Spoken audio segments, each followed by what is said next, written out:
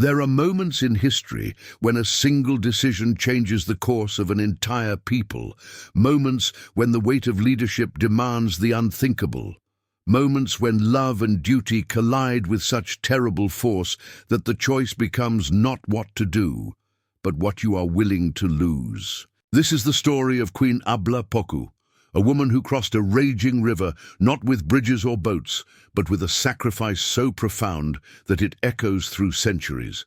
This is the story of how a mother's grief became a nation's birth.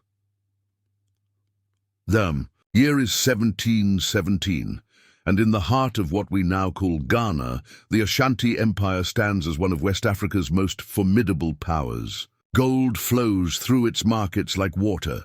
Kente cloth, in brilliant yellows, reds and greens, drapes the shoulders of kings.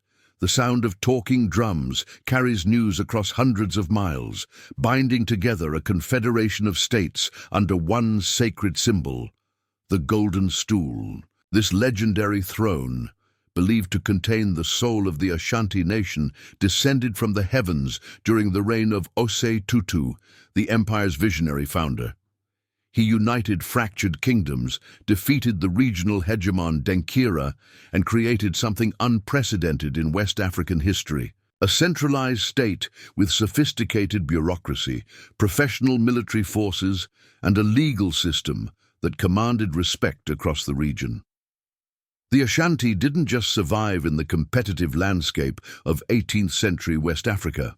They dominated it, but within the royal family of this magnificent empire, in the city of Kumasi, with its grand palaces and bustling markets, a young woman named Abena Poku is growing up in the shadow of greatness. She is no ordinary princess. She is the daughter of Nyaku Kosiamoa, sister to Dakon, and niece to Osei Tutu himself.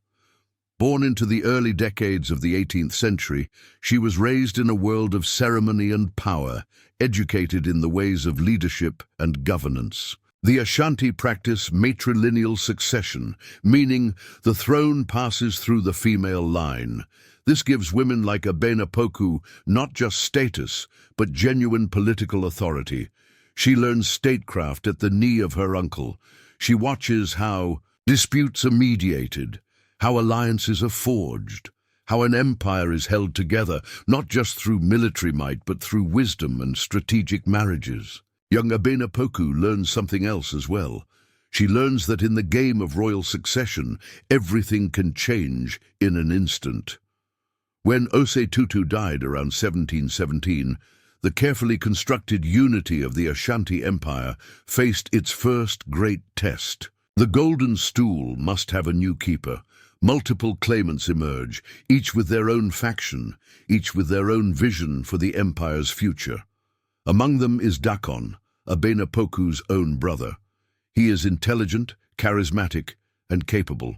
He has supporters who believe he represents the empire's best hope for continued prosperity and strength. On the other side stands Opoku Ware, another nephew of Osei Tutu, equally determined, equally convinced of his rightful claim to the throne. What follows is not merely a political disagreement, it is a succession crisis that tears at the very fabric of Ashanti society. Between 1718 and 1722, the empire that Osei Tutu spent decades building teeters on the edge of civil war. Old alliances fracture, trust evaporates. The talking drums now carry messages of suspicion and accusation rather than unity and celebration. And in this dangerous atmosphere, where today's ally might be tomorrow's enemy, Dakon finds himself on the losing side. The details are lost to time, but the outcome is brutally clear. Dakon is killed, whether in battle, through assassination, or by execution, the historical record does not say. But for Abena Poku, the meaning is unmistakable. Her brother is dead, and she might be next. Opoku Ware consolidates his power and becomes Asantehene, the supreme ruler of the Ashanti Empire. He will go on to be remembered as one of the greatest military leaders in Ashanti history, expanding the empire's borders, conquering Sefwi, Iowin and Bono territories pushing Ashanti influence further than ever before. But for Abena Poku, his ascension means something entirely different. It means she must make an impossible choice: stay and submit to the man whose faction killed her brother, or flee into an unknown future. She chooses exile. But Abena Poku does not flee alone into the wilderness. She is a princess, a leader in her own right, and she carries with her a responsibility to those who remain loyal to her brother's memory. Families who supported Dakon, warriors who fought for his claim, elders who believed in his vision. They cannot stay in Kumasi either, not safely, not with honor. And so around 1720, Abena Poku did something extraordinary. She gathers this disparate group of refugees, survivors and believers, and she leads them away from everything they have ever known. Imagine the scale of what she is attempting. This is not a small group slipping quietly across a border in the dead of night. This is a caravan. Hundreds, perhaps thousands of people, men, women, children, elders. They bring what they can carry: gold dust carefully wrapped in cloth, sacred stools representing their ancestral lineages, seeds for planting, tools for building, weapons for protection. They bring their culture, their language, their memories, and they bring their trust in this woman who has transformed from princess to prophet, from royal daughter to revolutionary leader. The journey westward is arduous beyond measure. They travel through dense forest where the canopy blocks out the sun. They cross savannas where the grass grows tall enough to hide predators. They navigate around territories controlled by other kingdoms, some friendly, some hostile, most wary of a large armed group moving through their lands. They face hunger when supplies run low. They face disease in the tropical heat. They face the constant threat of attack from slave raiders, for this is the 18th century, and the Atlantic slave trade has turned West Africa into a hunting ground. Every day brings new dangers. Every night brings new doubts. Why are they following this woman deeper into the unknown? What promised land is she leading them toward? But Abena Poku presses on. She has transformed herself. No longer Abena Poku. Of the Ashanti Empire, she becomes Abla Poku, cutting ties with her past while carrying its essence within her. She becomes not just a queen, but a visionary, not just a refugee, but a founder. She scouts ahead. She negotiates passage through foreign territories. She settles disputes within her own group. She keeps hope alive when despair threatens to overtake them all. And finally, after weeks or months of travel, after leaving behind the familiar lands of Ghana, after crossing into what will one day be called Ivory Coast, they come to an obstacle that seems insurmountable: the Comoe River. It stretches before them, wide and powerful, swollen with seasonal rains. Its brown waters churn and rush, carrying fallen trees and debris in its relentless current. This river forms a natural boundary, a line between the world they are fleeing and the new world they hope to create. On the far bank lies the possibility: safety, a place where they can finally stop running and start building. But between them and that future lies hundreds of feet of raging water that has already claimed countless lives. There are no bridges. There are no boats large enough to ferry thousands of people. And behind them, they know pursuit may not be far away. They cannot turn back. They cannot wait. They must cross now. Abla Poku consults with the priests and spiritual advisors who have traveled with her people. These men and women know the old ways. They know how to read signs in nature. They know how to communicate with the spirits that govern rivers, forests, and mountains. And what they tell her is devastating. The river spirits are angry. They will not allow passage, not without a price, not without a sacrifice, but not just any sacrifice. The spirits demand blood from the royal lineage itself. They demand the life of a child of noble birth. Imagine her standing on that riverbank, staring at the impossible waters. Around her, thousands of people wait. They are exhausted. They are frightened. They are looking to her for an answer she does not have. She could negotiate. She could search for another crossing point, though the priests insist there is none. She could order one of her nobles to make the sacrifice, to give up their child so that the rest might live. After all, she is the queen. Command is her right, but Abla Poku knows something that separates true leaders from mere rulers. She knows that the greatest burden must always be carried by those at the top. She knows that if she asks this of her people, she must first be willing to give it herself. And she has a son. The sources do not tell us his name. They do not tell us his age, though legends suggest he is an infant, young enough to still be nursing at his mother's breast. They do not tell us if he has his mother's eyes or his father's smile. History has erased these intimate details, leaving us only with the enormity of what happens next. Abla Poku makes a decision that will echo through the centuries. She will not ask another to pay the price her people's survival demands. She will pay for it herself. What goes through her mind in those final moments? Does she hold her son close, memorizing the weight of him in her arms? Does she whisper promises she knows she cannot keep?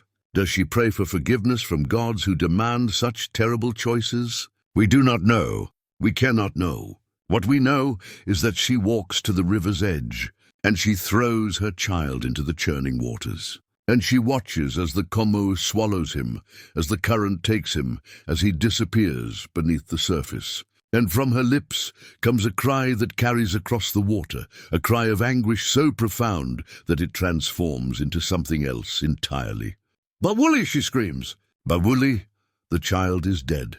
Now here is where history and legend intertwine in ways that reveal deeper truths. The traditional story tells us that immediately after this sacrifice, something miraculous occurred. Some versions say that enormous hippopotamuses rose from the river depths, positioning themselves to form a living bridge. Other versions claim that trees along the riverbank bent their trunks across the water, creating a natural crossing.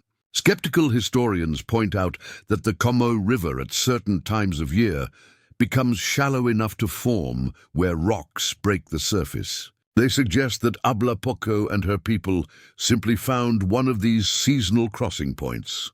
But here is what matters more than the literal truth of how they crossed. Here is what the legend preserves. In that moment of supreme sacrifice, in that instant when a mother gave up everything for her people, the impossible became possible.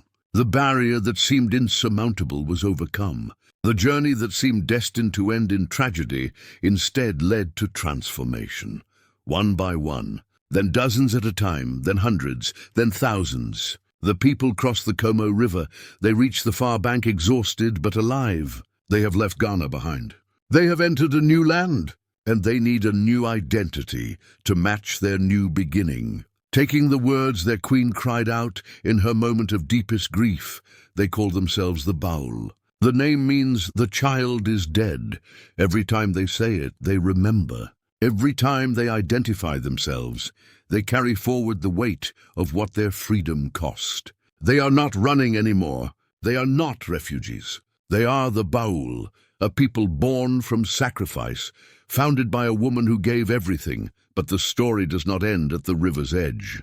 Crossing the Comoe is only the beginning. Now comes the harder part. Now comes the building. Abla Poku leads her people deeper into the interior of what is now Ivory Coast. They must find suitable land. They must establish relationships with the peoples already living in these territories. Some they absorb through negotiation and intermarriage. The Baoule prove remarkably skilled at incorporating neighboring groups into their society, offering political stability and economic opportunity in exchange for allegiance. Baoule women, empowered by their society's matriarchal structure, marry freely across ethnic lines, creating bonds that go beyond mere political alliance. This is not conquest in the brutal sense. This is the building of a nation through diplomacy, cultural exchange, and the kind of strategic thinking that Abla Poku learned in her uncle's court.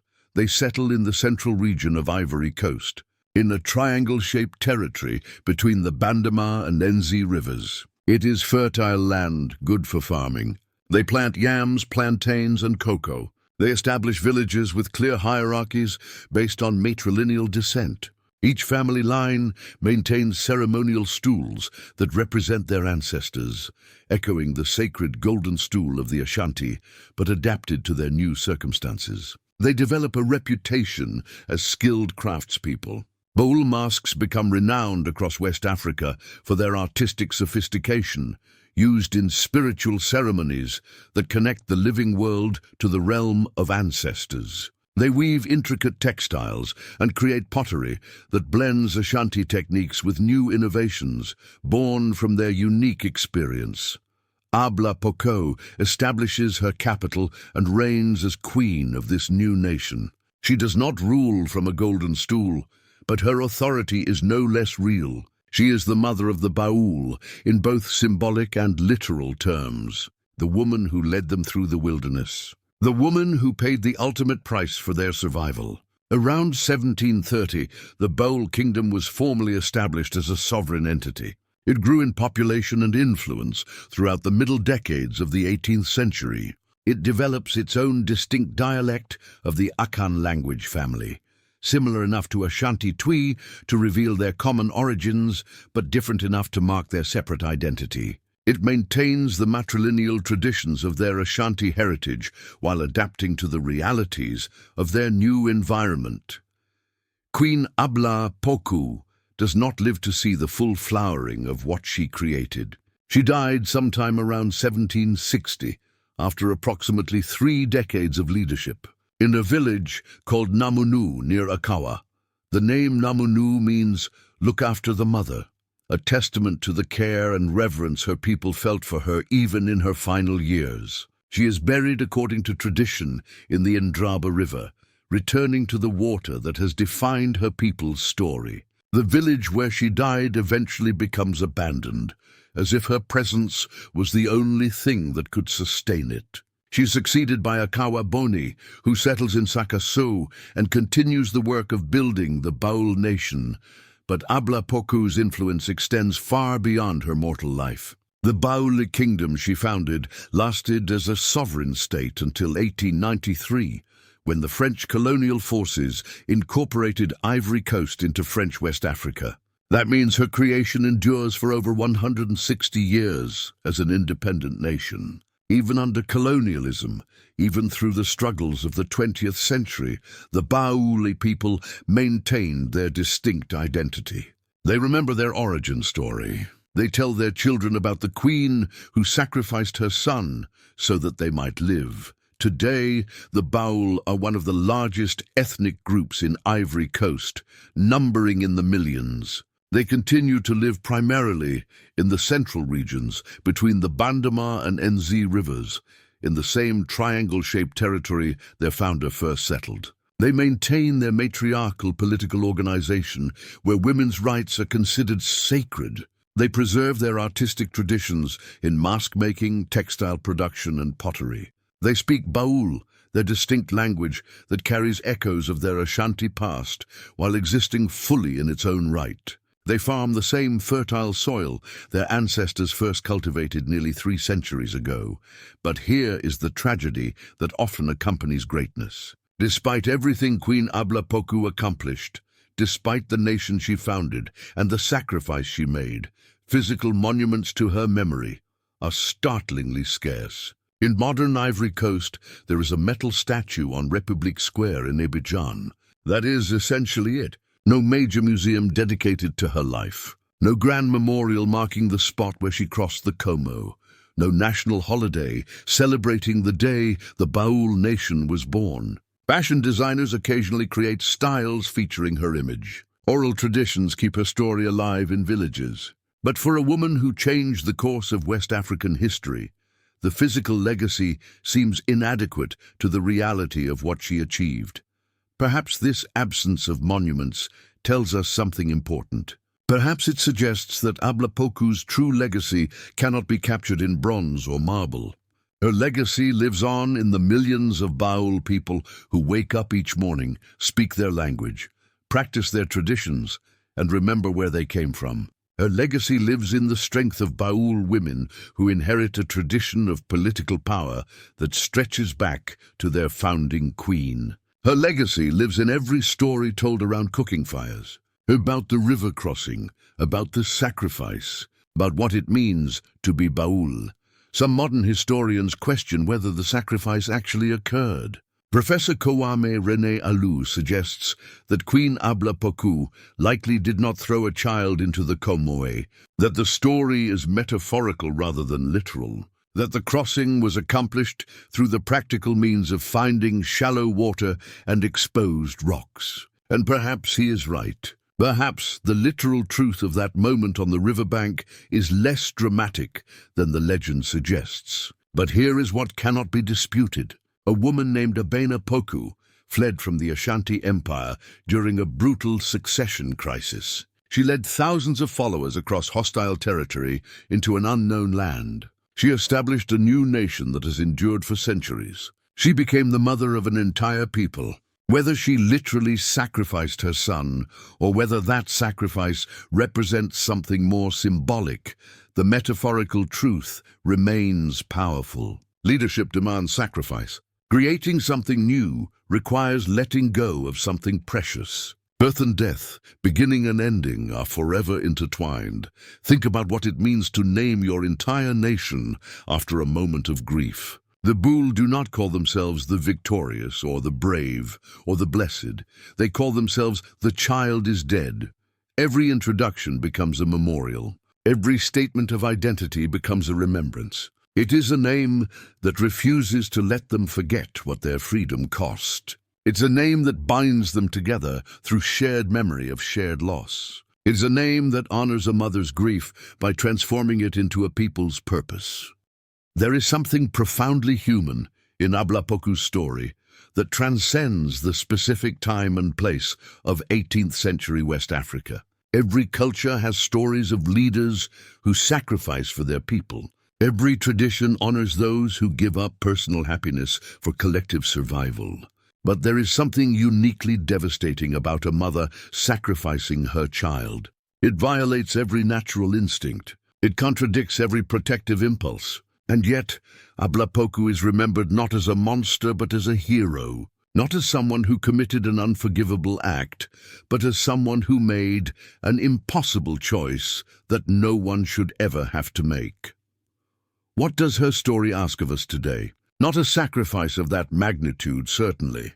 The literal circumstances that forced her choice do not exist for most of us. But perhaps it asks us to consider what we are willing to give up for the communities we belong to.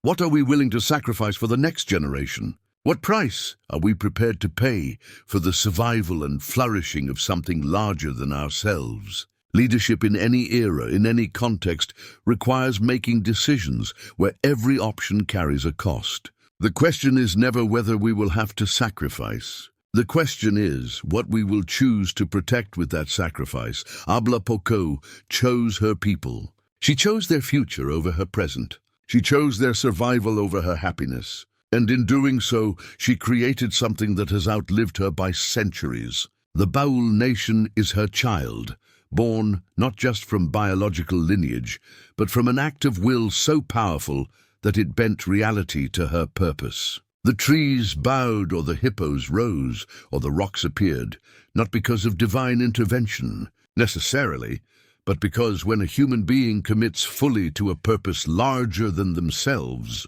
when they hold nothing back, when they give everything, then sometimes the world has no choice but to make way. Stand on the banks of the Comoe River today, and you might see nothing particularly remarkable. Water flowing as it has for millennia, trees growing, birds calling. The physical geography does not preserve what happened there. But close your eyes and listen carefully. You might hear an echo of a mother's cry carried across the centuries. You might sense the weight of thousands of people holding their breath as they watch their leader make the unthinkable choice. You might feel the tremor of a moment when history pivoted on the point of one woman's grief. Every nation has a founding story. The United States has its Declaration of Independence and Revolutionary War. France has its Bastille and its Revolution. Rome had Romulus and Remus. These stories matter not because they are completely factually accurate in every detail, but because they reveal the deepest truths a people hold about themselves. The Baoule has Abla Poku and the river crossing. And what that story says about them is this: we are a people born from sacrifice. We are a people who understand that freedom comes at a cost. We are a people who remember. We are a people whose very name is an act of mourning transformed into an act of creation. Queen Abla Pokou never wore a crown of gold. She never sat upon a throne that descended from heaven. She never commanded armies that conquered continents. What she did was harder and more important. She led when leadership meant walking into the unknown. She decided when every option was terrible. She endured what should not have to be endured. She transformed exile into exodus and refugees into a nation. She turned grief into identity and loss into legacy. Centuries after her death, millions of people identify as Baoule. They speak her language. They live in the land she claimed. They remember her sacrifice. And in that remembering, they keep her alive. Not as a statue gathering pigeon droppings in a city square. Not as a name in a dusty textbook, but as a living presence in their collective consciousness, a reminder of where they came from and what they overcame to get here. The child is dead, but the nation lives, and as long as the Baoule people gather to tell stories, as long as mothers warn their children about the price of freedom, as long as anyone anywhere faces an impossible choice and finds the strength to choose the future over the past, then Queen Abla Poku is not gone. She is there in that moment, standing on the riverbank between what was and what will be, holding something precious, preparing to let it go, preparing to cross, preparing to build, preparing to become not just a queen but a legend, not just a leader but a mother of nations. The water flows, the people cross, the story continues.